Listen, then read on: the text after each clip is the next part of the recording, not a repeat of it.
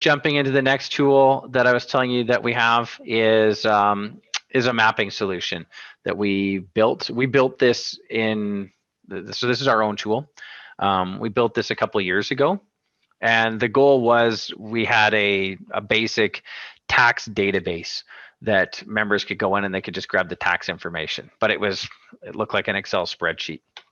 So now we had that link number. If I was wanting to look a specific property up here, I can pull it up and it's going to bring me straight to that property.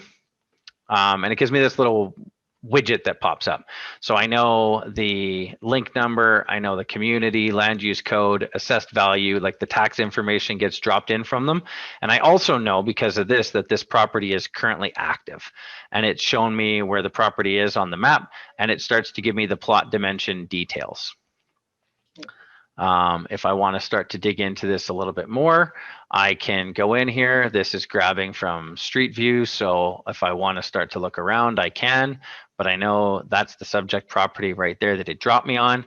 And I get that high level tax information. So this just is what we grab when we get tax information from the municipality. But what we've started to do is work in a lot of third-party data. So I know right now within half a kilometer of this house, there's 2 transit stops, which will show up on the map, but there's no schools. So let's see, what if I push this out to 5 kilometers? Now I know there's 6 transit stops, and if I want to see this a little bit better, I can still zoom back in. It's trying to show me the entire 5 kilometers, but I now know that there's 6 schools as well. So if I'm interested in this property and I want to start to get a bit more information again, this is where we're going with, where we're starting to create a lot of our own displays, and we're going to give the ability for members to leverage not just MLS listing data, but we're combining MLS data and third-party data together. This varies depending on what we have, depending on where you are in the province, but our goal is to continue to add the same level of data for everywhere in the province. So in this case, it's just grab that Google Street View. I know I'll always have a picture of the property at the top with the address, and start to get that initial high level property and land titles information. Depending on how many years of tax history, we've just continued to put it in and give basic indicators to let a member know if that has been going up or down from the assessed value and the tax amount by the year. Calgary is very specific with this. It took a long time to negotiate it, but we did start to get permit data from them. We have that basic map in there where you can see it, the land titles history, so we know when it first transferred for land out to when that house transferred, which was in 2014. Obviously, their price was $400,000, and it's never been listed since because there's no information for it. And then we start to put in those nearby amenities that can display for somebody. So what we're trying to do is give them an idea of what is the high level information for the house, along with what that actually means from the community perspective. So they can see what's close by. They know that the distance, so it's a 1.1 kilometer, it's about 4 minutes away. For some of those features, as well as the nearby services for schools, hospitals, transit, etc. This is a big area that we're going to be continuing to develop out into the future. Right now, you can save this as a PDF, so you can email it to somebody that way or print it. We will be working in our ability for members to email these reports directly out of the system as well. Wow, impressive. So if I get away from that one, let's just go back to where we were. So we were looking at that house. And if I'm in here and I looked at that house, but now I'm on here, if I want, I can just start clicking around the neighborhood. So if this is the house I am looking at right off the bat, if I want to see what's going on that street, well, again, I know the assessed value, the last sold amount and date. But as you find houses that have not sold, then you will know right off of the bat here as you're clicking around. Of course, I'm in an area where everything has at some point sold. There, so there's one that has not sold. And I can tell because there's no last sold date. So I've got the assessed value in the assessed year, but there's no previous sold information.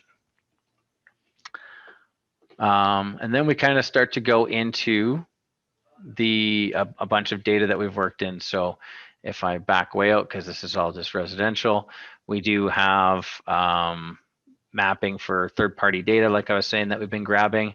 So this is the land use codes. They're in here for a majority of the areas. If we want to go to the community level, you can take a look by community and be able to start to get some high-level community details as well as you're jumping around the maps. So right now we know in that community, well, Tuxedo's obviously not got a lot going on. But you can move around that. One of the big things we worked in after the last flooding that we had, when was that? 2012, 2013? The year of the big floods.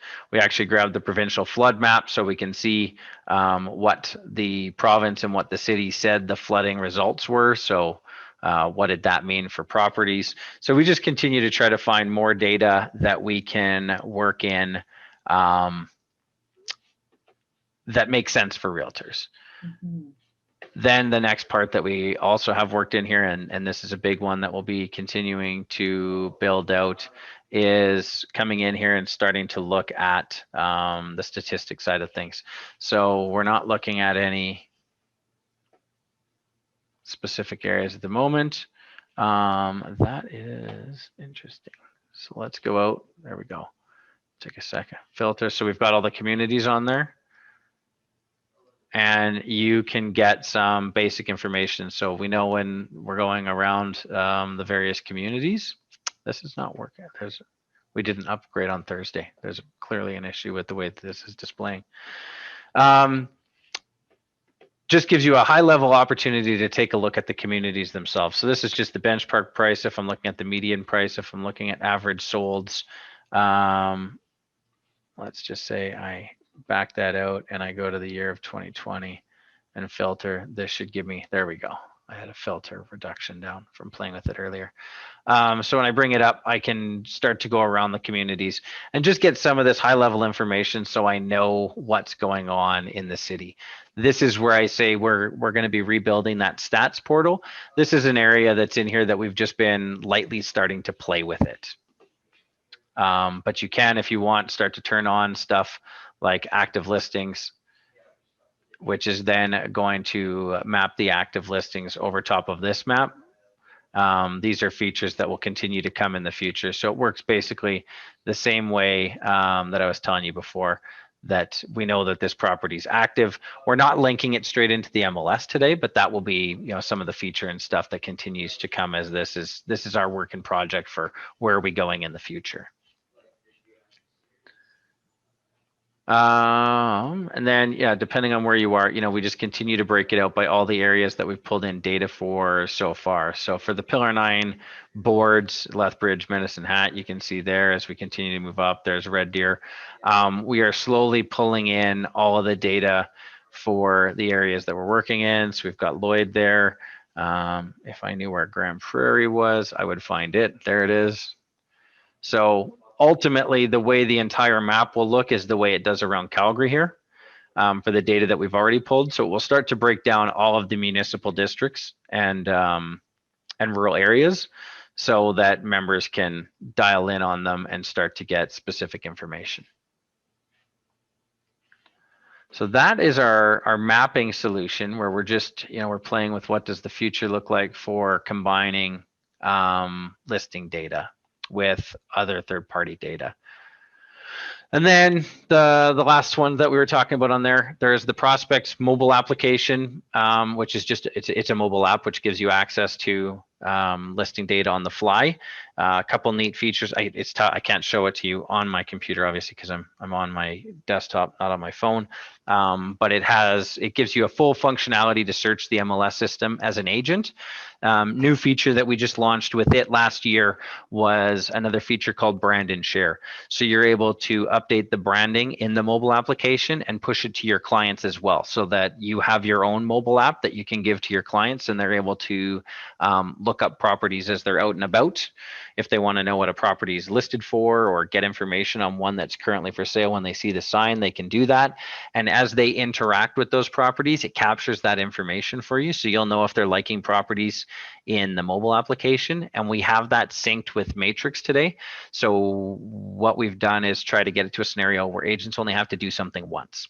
if they create a contact in Matrix, it will automatically show up for them here in the CRM, and vice versa. If they create a contact in the CRM, it's going to automatically update for them in Matrix, and it does that for them on the MLS side, or on the mobile application side as well. All three of those are integrated. So like super high level, I won't go a ton into Matrix, or sorry, into prospects, but it is a full-fledged CRM system that is integrated with the MLS system, that's included in the offering to all of the members. Can you would you mind clicking on some of those icons for me? Yeah, sure. I can go to any of them for you. I don't really have, again, because I don't actually do business, I don't have a lot in here, but you know, just if clicking on the icons let's is go fine. to You don't need contacts. So where you saw all the ones, I've never created contacts in here, but all of the contacts that I had in Matrix were in here And if I wanted to pull them up, unlike Matrix, where it just gives you a couple of basic fields, this one gives you a lot more information that you can start to set up for your clients. So you can track, right? Who's the spouse, who's etc. Do you have, you know, how do you want to manage them from greetings and stuff like that? What information are you capturing on them? History. If I had any previous tasks that I was doing with them, it would all show up here, but you can track your per individual to do. If I had listings or emails, like all of that information would show up there for me. They do have a market report that's built into